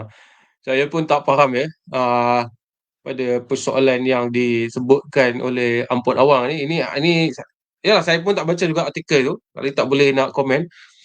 Okey, kita kalau saudara Ampun Awang nak jelaskan komentar dia, boleh. Okey, mungkin kita boleh pergi ke soalan yang nak menuju minit-minit akhir ni, saudara Fatih. Maaf ya tadi pada penonton ya, saya kena sabotaj ya. Kan? Jadi sabotaj, dia tak boleh buat apalah. Okey, apa nama? Okey, kita balik sikit isu Palestin ni, isu Palestin dan berkaitan dengannya. Macam mana dengan persoalan boikot, saudara? Saudara melihat, Syed Ahmad Fatih, macam mana kau lihat persoalan boikot ini? Sebab ada, contohnya ada OKU yang terjejas dekat sini kan. Dalam yalah, ada orang mainkan, ada orang kata MACD masa ni baru nak cerita pasal OKU dan sebagainya kan. Tapi realitinya memang ada. Saya tak pernah lah, saya adalah kawan-kawan OKU. Tapi mereka pun tak berani nak cakap benda ni secara open, takut je herdik lagi ya. Jadi bila berlaku benda macam ni, ada juga golongan yang terjejas. Jadi macam apa ada tak komentar saudara atau pemerhatian saudara dalam hal ini? Isu boikot ni. Efek kepada bukan sahaja orang yang sihat tubuh badan, tapi juga terhadap OKU. Jadi sebenarnya boikot ni aku rasa dia merupakan salah satu cara lah apa non violence resistant lah. Sebab kadang-kadang macam tu lah. Masalah dengan kalau di Amerika Syarikat lah, dia memang ada anti BDS law. Maksudnya ada setengah state ataupun negeri dekat Amerika Syarikat ni dia memang haramkan. Kalau kita kata kita kena sign lah. Nak kerja kerajaan ni kita kena sign kata kita tak participate in any boycott dekat Israel lah. Tapi bagi aku boycott ni salah satu benda yang legitimate lah dalam struggle non-violence ni, memang dia salah satu tools lah. Kalau kita rasa satu produk atau syarikat tu dia memang nampak dia pro kepada penjajahan, apartheid, genocide, kita nak boycott, bagi aku itu hak pengguna lah. Pengguna punya hak lah. Kita tak boleh nak sekat orang yang nak boycott. Tapi bagi aku macam ni, kita boleh juga berkempen untuk orang lain join kita punya boycott. Tapi mungkin yang aku tak setuju adalah kita paksa orang lah. Itu mungkin bagi aku tak setuju lah. Kalau bila dia sampai kepada paksaan lah, mungkin itu satu benda yang masalah. Tapi kalau sekadar dia nak berkempen, nak suruh orang boycott dan sebagainya, bagi aku tak masalah. Sebab kita memang dalam hidup ni kita buat pilihan kan.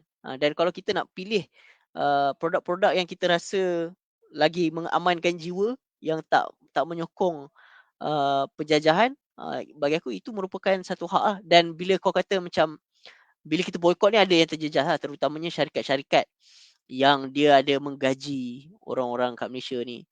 Bagi aku dia sebenarnya kalau kita nak expand lagi, sebenarnya even okay, dekat Palestin ni dia terbagi kepada dua tau. Gaza dengan tebing barat. Tebing barat ni dia sebenarnya adalah di bawah PA lah, Palestine Authority. Tapi dia sebenarnya adalah dikawal oleh Israel juga lah. Sebab PA ni dia tak ada kuasa dari segi kutip cukai dan sebagainya. Banyak gaji-gaji dia dibayar oleh Israel juga. Jadi sebab tu kalau kita tengok dekat tebing barat ni ada penentangan tapi tak banyak sebab dia dikontrol oleh Israel menggunakan PA. Jadi ada orang-orang Palestin ni dia sendiri dia merupakan tali barut ataupun dia dapat gaji daripada Israel. Dia yang bagi tahu intelijen dekat mana pejuang-pejuang ni untuk diserang dan sebagainya. Jadi di Palestin sendiri pun ada yang tak mahu penjajahan tu berakhir sebab dia ada kepentingan peribadi. Jadi aku menampak dalam boikot ni memang bila kita buat keputusan tu dia akan efek kepada orang lain lah. Tapi bagi aku itu tetap tidak boleh menjadikan sebab kenapa kita nak halang orang boikot lah. Dan sebagaimana orang ada hak untuk memboikot, orang lain pun ada hak untuk bekerja dan memilih tempat pekerjaan lah. Jadi mungkin kau tak bersetuju dengan aku kata macam suruh lah dia orang ni kerja tempat lain. Tapi bagi aku itu hak orang lain juga. Kalau orang lain nak boikot, kita tak boleh halang hak dia juga. Dan kalau kau merasakan kerja tu tak boleh make money, bagi aku kau tak boleh paksa orang lain untuk tak boikot juga. Jadi kau kena buat pilihan untuk cari kerja lain juga. Itu secara secara lumrahnya macam tu lah. Kan? Dan bagi aku macam terutamanya dalam produk-produk yang dia ada certain produk yang mungkin susah kita nak cari ganti lah. Sebagai contoh macam antara produk yang kena boikot adalah sebagai contoh ni kalau yang ada dalam list BDS lah, contoh macam Caterpillar. Caterpillar ni dia buat bulldozer yang hancurkan rumah orang Palestin, Caterpillar. Tapi mungkin ada certain produk contoh macam kapal yang gunakan enjin Caterpillar yang memang tak ada option lain. Jadi dari sudut tu macam terpaksa lah kan. Walaupun kita tak setuju. Tapi kalau kita ada option, contoh macam produk yang senang lah, macam ayam kan. Makan sendiri ataupun beli ayam yang syarikat dia macam ada terpalit dengan Israel. Jadi itu kita boleh pilih lah. Bagi aku, itu pandangan aku lah. Dan memang dia akan ada efek lah kepada pekerja dan sebagainya. Tapi bagi aku, semua benda dia ada efek. Kan? Semua benda yang dalam dunia ni dia akan ada efek lah. Dan kena berubah lah. Kena berani berubah dan terpaksa berubah lah. Ke kau tak setuju dengan aku? Ada hujah balas? aku melihat kau punya argumen ni pandangan aku lah Tak apa, Kau punya argumen adalah aku tak bersetuju dengan kau aku. punya argumen sangat bagi aku dan pilihan. Aku perasan kau punya penggunaan ayat. Okey. Kalau kita tengok OKU, kita tak tengok dia tak banyak pilihan. OKU tak Okey. banyak pilihan. Okey, jadi kalau dia mata dia tak ada, kan? Okeylah sebab kita ada je kawan, mungkin kau pun kenal, aku tak perlu sebut nama tu, kita pun kenal. Bila dia tak banyak ni, dia tak banyak pilihan yang dia boleh buat. Kan? Betul, setuju. Jadi jadi mereka ini telah dilatih oleh satu company untuk melakukan kerja itu kan. Ada yang ini yang tadi adalah yang buta, yang tak nampak ataupun penglihatan. Ada juga yang autism yang dilatih untuk buat satu kerja. Contohnya nak masukkan burger, dia dah dilatih buat benda tu. Untuk nak pergi ke benda yang lain adalah satu kerja yang lain pula. Sama ada dia anak autism aku tak ada lah. Jadi aku tak tahulah macam mana mak bapak itu nak membuat anak dia tu mandiri. Anak dia tu telah diberi latihan untuk melakukan pekerjaan itu kan. Dia tak ada pilihan. Jadi aku melihat kat sini dia macam bila kita memang kita nak berperang, kita nak lawan semua, betul. Tapi harus juga kita lihat kondisi-kondisi orang yang tak boleh bergerak, tak boleh berjalan di sekeliling kita. Dia tidak ada keupayaan, dia tidak ada tangan yang sihat, tangan yang normal ataupun kaki yang normal, pendengaran dan mata yang sama seperti orang normal yang lain untuk bebas buat pilihan, bawa Grab dan sebagainya. Jadi menyebabkan dalam situasi itu mereka lah yang akan jadi mangsa kepada apa yang kita buat pula. Aku melihat bukan masalahnya kita dia macam ni lah. Aku setujulah. Dia ada satu jihad yang patut sangat diangkat apabila OKU itu sendiri sanggup pergi tukar kerja. Aku setuju. Kalau dia boleh buat begitu sangat patut jadi inilah tokoh Ma'al Hijrah lah. Kalau dia boleh buat begitu. Tapi bukan semua keadaan OKU mampu buat begitu. Itu yang menyebabkan aku melihat ini agak selfish tau. Dia okey. Melainkan aku bagi kita nak ajak orang boikot bersama-sama, bukan menunjukkan kita yang terpaling boikot. Jadi ketika kita, sebab kes ni kes legit, memang wujud. Kalau macam kita kata tak ada OKU, okeylah, maknanya kita boleh kata syarikat-syarikat franchise ni mengada-ngada. Tapi kalau memang ada kes itu, memang satu benda yang kita kata okey, ini perlu dipertimbangkan oleh perjuang boikot. Maknanya bukan sahaja golongan yang kita cerita tadi, golongan kritis, harus kritis terhadap ideologi dan sebagainya. Golongan boikot juga harus memikirkan juga. Okey, aku mencadangkan sepatutnya kita nak mengajak orang bersama-sama ni, kita juga kena sediakan juga. Okey, kita nak boikot ni kan. Kita tahu nak boikot. Maka okey, kita ambil OKU ni pergi kerja, cari kat di tempat ni, mana ada satu badan untuk nak ambil dia orang ni kerja. Untuk nak ambil dia orang sebagai okeylah. Kita kata Ramli Burger sebagai contoh, kita nak antitesis kepada kita nak berlawan dengan McD.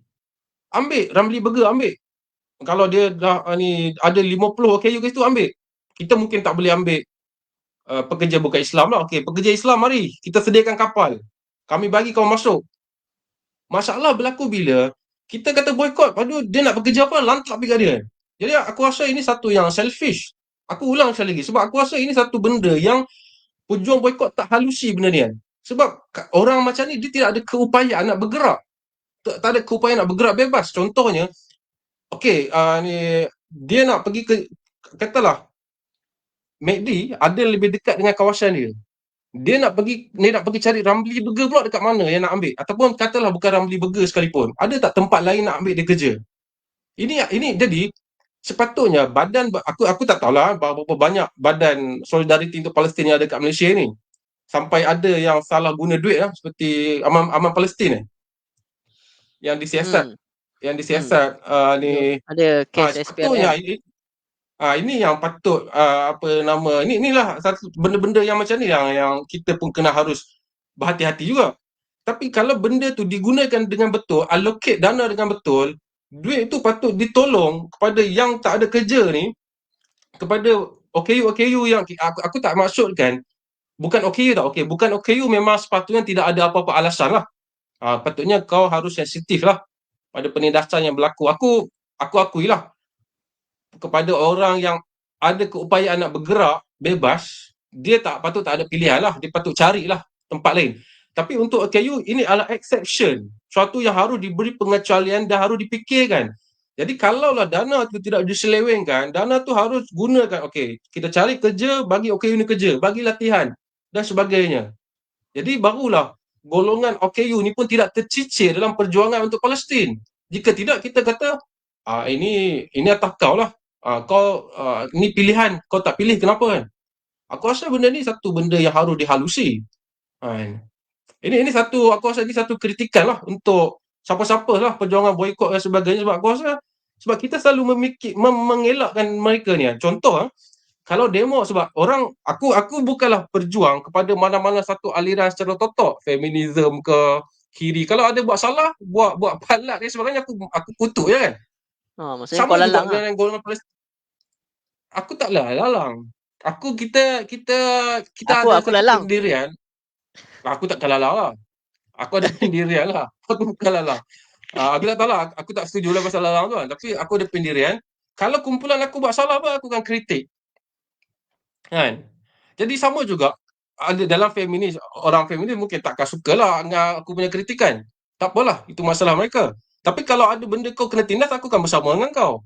Sama juga dengan geng-geng Palestin. Ada tak mereka memikirkan, geng-geng fikir, ada tak golongan OKU yang bersama-sama mereka dalam demo Palestin? Ataupun hanyalah golongan yang pergi demo untuk Palestin hanya golongan yang sihat sahaja?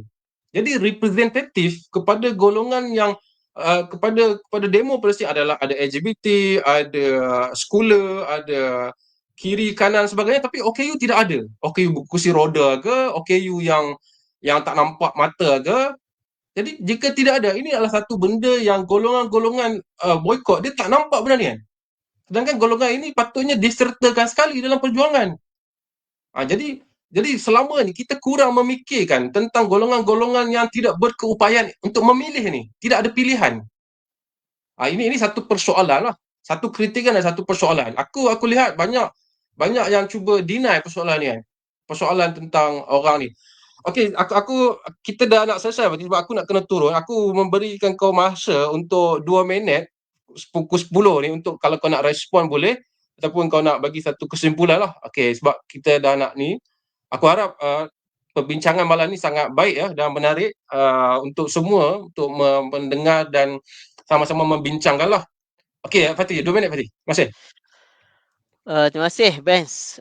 Aku setuju lah dengan sebelum aku bagi kesimpulan lah. Aku setuju lah dengan pandangan kau tu berkenaan dengan OKU kan. Sebenarnya bagi aku perjuangan OKU ni tak kira lah ada boikot ke tak ada boikot ke. Dia memang satu golongan yang perlu difikirkan lah untuk diberikan satu peluang yang sama dengan orang yang mungkin sempurna kan.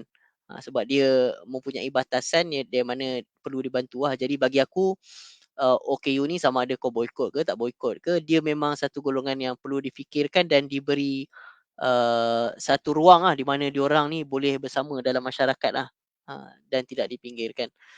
Jadi dari segi kesimpulan dia, bagi aku kalau kita mengatakan persoalan Palestin ni dia merupakan persoalan pembebasan lah. Dan kalau bagi aku anarkisme tu dia merupakan satu idea berkenaan dengan kebebasan. Jadi aku nampak dia merupakan dia ada sudut persamaan lah. Sebab tu kalau kita tengok banyak golongan-golongan yang pro pembebasan ni ataupun anarkis ni dia menyokong Palestin. Jadi bagi aku Palestin ni merupakan satu perjuangan di masa kita lah. Seperti mana yang aku kata di awal tadi, kita kadang-kadang suka lah membincangkan ataupun mewacanakan perjuangan-perjuangan yang dah berlalu lah, yang dah menang, yang dah orang kata apa, dah selamat lah untuk diperkatakan kan.